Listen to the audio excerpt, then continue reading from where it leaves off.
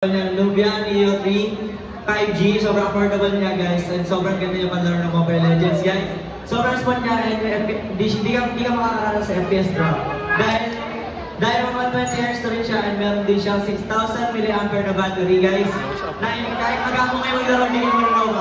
Nubia number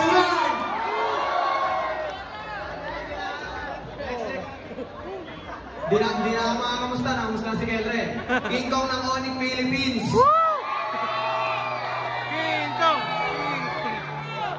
Sa mga taong naghahanap ng affordable na phone, na quality pang picture taking, solid pang gaming, dito kayo sa Nubia Neo 3 series. Di kayo magsisisi.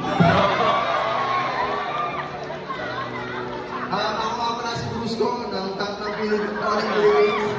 Kung ako sa inyo, pumilahan ng Nubia. Kasi di ba, ang problema natin mga ML gamers, di ba, nagdadabog kasi naglalag. Sa Nubia, hindi kayo maglalag. Naka 190 Hz to siya guys, kaya bumili na kayo.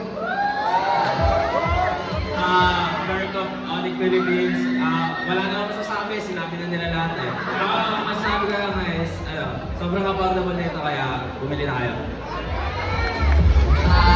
Super Prince of Onyx Philippines, nandito nga pala kami para sa Neo 3 series, kaya bumili na kayo. Copy paste. Ako si from Onyx Philippines.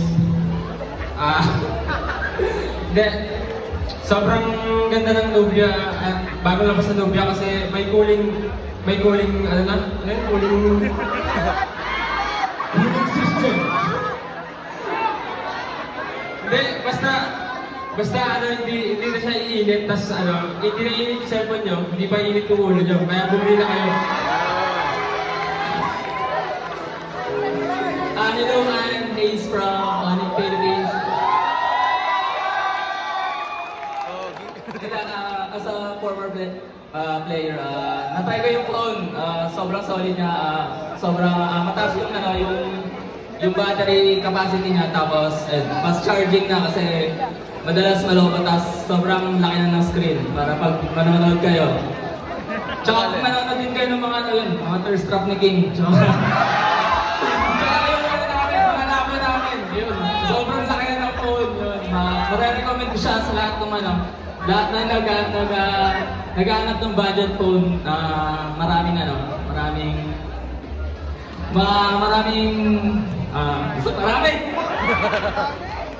Coach Marlon Gabala. Guys, moto natin sa Onyx, pamilya tayo, tama?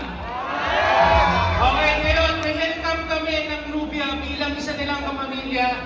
Ano bang ginagawa ng pamilya? Sinusuportahan ng bawat isa. Kaya suportahan natin ang Nubia Philippines. Bilhin na tayo na napaka-affordable na cellphone nila. I'm pretty sure magiging maligayang